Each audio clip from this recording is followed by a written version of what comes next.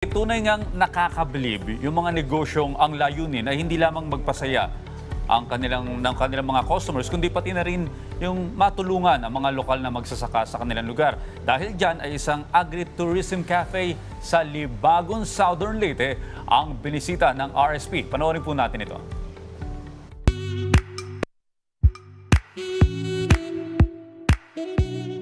Kainan sa gitna ng palayan at fresh locally grown food ang hinahain. Lahat yan ay matatagpuan sa isang agritourism cafe and restaurant dito sa Libagon, Southern Leyte.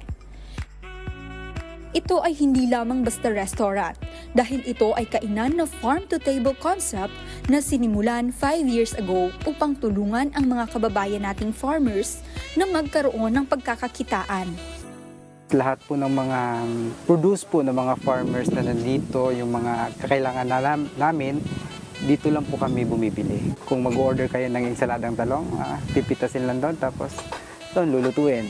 Yung mga native chicken po natin dito, binibili po natin sa mga farmers na sila po yung nagpapatubo, tapos bibenta na dito.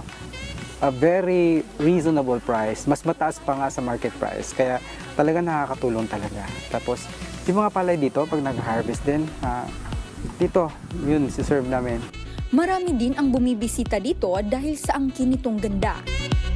May mga taga-iba-ibang lugar po pupunta dito just to appreciate the view. Maganda po yung tanawin. Lalo na po yung very green po talaga to nung time na hindi pa nag-harvest. Ngayon lang, makikita nyo medyo brownish at saka green siya kasi nag-harvest na po tayo. At para kay Sir Chris Sandy, ito rin ay isang spot upang siya ay makapag-relax at makalanghap ng sariwang hangin, lalo na kung stress na stress at nagkaroon siya ng migraine dahil sa trabaho. Miracle medicine galing sa nature po. Wala nakakatulong.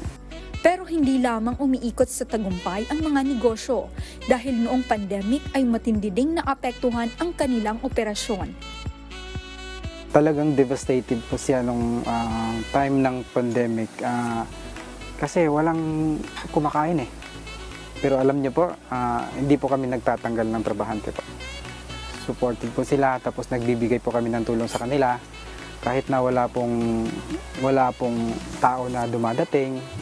Puro expense na lang po yun. At dahil sa kanilang dedikasyon at pagbibigay ng tulong, sila ay na-nominate sa ilang programa. Yung Happy Tay program po na dinisign po na yung parang social enterprise nila talaga. Yung mga tao po nag-grow ng mga chicken nila, tapos kami yung bumibili. Kaya yun, parang doon po na-nominate po tayo sa SINAG.